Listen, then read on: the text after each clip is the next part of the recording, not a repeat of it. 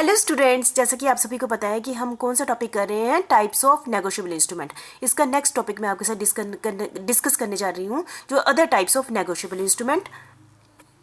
तो सबसे पहले है इंजोएट इंस्ट्रूमेंट अंडर सेक्शन 20। इंजोएट इंस्ट्रूमेंट कौन से होते हैं, जैसे कि नाम से ही पता चल गया, इनकम्प्लीट। ऐसे इंजोएट इंस्ट्रूमेंट कौन से होते हैं जो इनकम्प्लीट होते हैं। When a person sign deliver to another person, जैसे एक पर्सन ने साइन किया है और डिलीवर कर दिया अगले पर्सन को, पर इनकम्प्लीट है, उसमें स्टैम्प ड्यूटी नहीं लगी है या फिर उस पर अमाउंट नहीं लिखा है, ब्लैंक भेज दिया है और सामने वाले ने एक्सेप्ट कर लिया है। जैसे कि हो सकता है, जैसे मैंने बिल ऑफ एक्सचेंज, जैसे मैं प्रोमाइजरी नोटिस बनाया है ना, मैंने बोला कि मैं आपको प्रॉमिस करता हूँ कि मैं आपको इतने रुपए देने का प्रॉमिस करता हूँ, पर मैंने रुपए वाला स्थान छोड़ दिया और साइन करके दे दिए, तो सामने वाला अपनी मर्जी से पैसे भर देगा, है ना। जब उसने मेरे साइन हुए हैं, उसने पैसे भर दिए, तो मेरी रिस्पॉन्सिबिलिटी तो बनेगी, ठीक है। और यदि मैंने कह दिया बिल ऑफ एक्सचेंज में जो ड्रॉय, जिसने पैसे लेने थे ना, आपको पता है ड्रॉय बनाता है, ड्रॉयर एक्सेप्ट करता है, ठीक है। ड्रॉय ने बनाया बिल ऑफ एक्सचेंज, उसमें इनकम्प्लीट बना दिया और ड्रॉ ने एक्सेप्टेंस के टाइम उसमें भर दिया। अब एक्सेप्टेंस ने जो कर दिया है ना, तो उसकी रिस्पॉन्सिबिलिटी बन जाती है, ठीक है। तो अब मेरे कहने का मतलब है, यदि इनकम्प्लीट सर्टिफिकेट है और जिसमें सामने वाले ने भर दिया, तो बाद में वो रिस्पॉन्सिबल माना जाएगा, मतलब कि अब बच नहीं सकता, ठीक है, क्योंकि आपने ही स्टार्टिंग में ब्लैंक छोड़ दिया है ना। जैसे आप चेक दे दो किसी को, है ना, साइन करके दे दो, वो कितना भी अमाउंट लिख दे, तो बाद में आपकी रिस्पॉन्सिबिलिटी बन जाती है कि उस पर क्या कर दें, उसकी पेमेंट आप कर दें। तो इस टाइप के इंस्ट्रूमेंट को कहते हैं inchoate instrument under section 20 is an incomplete instrument in some respect. कुछ इनकम्प्लीट है, when a person sign and deliver to another a blank या ब्लैंक भेज देता है और incomplete stamp paper, he authorise the other person to make or complete. दूसरे पर्सन को कहते तू कंप्लीट कर दे। Upon it is a negotiable instrument for any amount not exceeding the amount covered by the stamp, ठीक है, क्योंकि आपको पता है ये जो अमाउंट बनना होता है वो स्टैम्प के अकॉर्डिंग ही बनना होता है, इससे ज़्यादा नहीं हो सकता। The person who sign is liable upon such instrument, जो जिसने साइन किया वो रिस्पॉन्सिबिलिटी बन जाता है, in the capacity in which he sign the same to any holder in due course for such amount, ठीक है। By such signature they bind themselves as drawers, वो अपने आप को क्या कर, जिसने साइन कर दिया वो अपने आप को बाइंड कर लेता है, एक्सेप्टर और इंडोर्सर अंडर सेक्शन 20। तो आप समझ गए इंजोएट इंस्ट्रूमेंट कौन सा होता है, इनकम्प्लीट। आपने बस माइंड में ये रखना, ये कौन सा होता है, इनकम्प्लीट होता है, ठीक है। लाइबिलिटी उसकी बनी जाती है, ठीक है, आप समझ गए होंगे।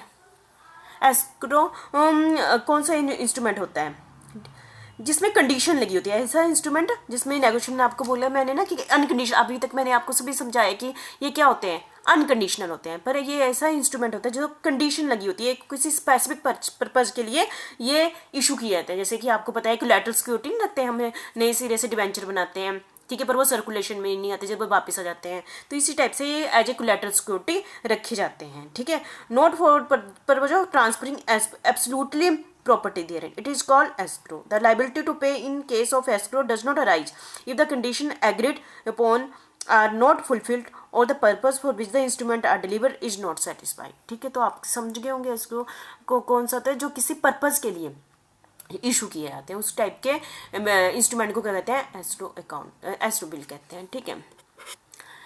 नेक्स्ट है documentary bill and clean bill. Documentary bill, आपको पता चल गया डॉक्यूमेंट जिसके साथ डॉक्यूमेंट लगे होंगे, ऐसा बिल जिसमें साथ डॉक्यूमेंट नहीं लगे, क्लीन बिल। फिर भी हम कर लेते हैं, when document to the title to the goods and other document are annex to the bill, bill is called a documentary bill. Documentary bill जैसे कि उसके साथ क्या लगे हुए हैं, डॉक्यूमेंट्री बिल के साथ लगे हैं इनवॉइस लगा है, इंश्योरेंस पॉलिसी की कॉपी लगी है, ठीक है, उसको टाइप के कहते हैं डॉक्यूमेंट्री बिल कहते हैं।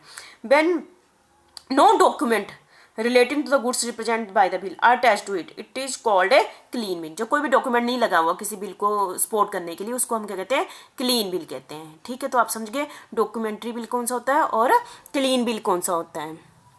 नेक्स्ट है बिल इन सेट। बिल इन सेट ये मैं आपको बता दूं, ये तब यूज़ होता है जब हमने किसी बड़ी दूर की कोई चीज़ भेजनी होती है, तो उसकी काफ़ी सारी कॉपियाँ बना लेते हैं ना सेट में, पार्ट उसमें फिर एक एक पार्ट भेज देते हैं और हर पार्ट पर क्या कहते हैं अलग अलग नंबरिंग कर लेते हैं। जो पहले पहुँच गया उसके बेस पर उसकी पेमेंट हो जाएगी, एक्सेप्ट हो जाएगा या फिर ऐसे कोई भी कंडीशन हो जाएगी, तो वह उसको बिल इन सेट। जब एक वाला, जैसे जब मैंने चार कॉपियाँ भेजी, एक पहले वाली पहुँच गई, तो उसके बेस पर जो कार्यवाही पूरी होगी, ठीक है, तो अगली जो होती है वो कैंसिल टाइप हो जाएगी, ठीक है। एक कंप्लीट हो गया कि उस पर नंबरिंग होती है, ठीक है।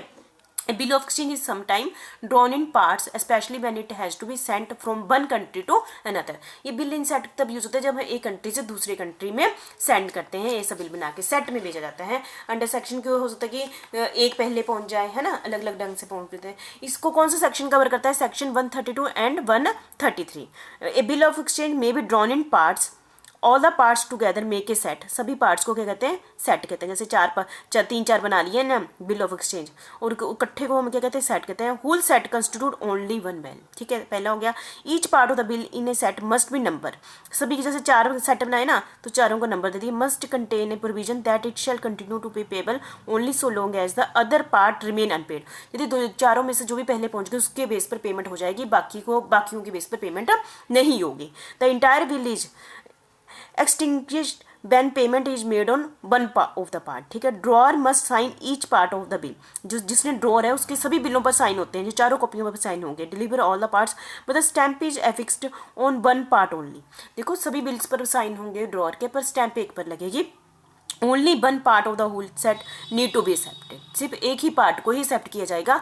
जब एक पार्ट एक्सेप्ट होगा दूसरी क्या होंगे? कैंसिल हो गए. जैसे कि आप सभी को बताया, मैंने किसी के 500 रुपये देना है, ठीक है, बिल बना दिया मैंने, उसकी 4 कॉपियाँ बना ली, 500 रुपये देना है, तो चारों पर 500 रुपये लिखा होगा. यदि चारों ही पेमेंट हो जाए तो कितना पैसे चले जाएंगे? 2000 चले जाएंगे. तो एक पर होगी तो बाकी 3 क्या हो जाएंगी? कैंसिल हो जाएंगी. ये होता है ना कि हम एक कंट्री से दूसरी कंट्री में बिल भेज रहे हैं, तब ये वाला सिस्टम अपना जाता है. तो इसको क्या कहते हैं? बिल इन सेट. ठीक है, तो मैंने अभी आपके साथ सभी types of kinds of negotiable instrument आपके साथ डिस्कस कर लिए हैं. ठीक है, पहले 3 कर लिए, कौन कौन से? प्रोमाइजन और बिल ऑफ एक्सचेंज और चेक आपके साथ डिटेल में कर लिया. फिर 12 अदर इंस्ट्रूमेंट आपके साथ डिस्कस कर लिए.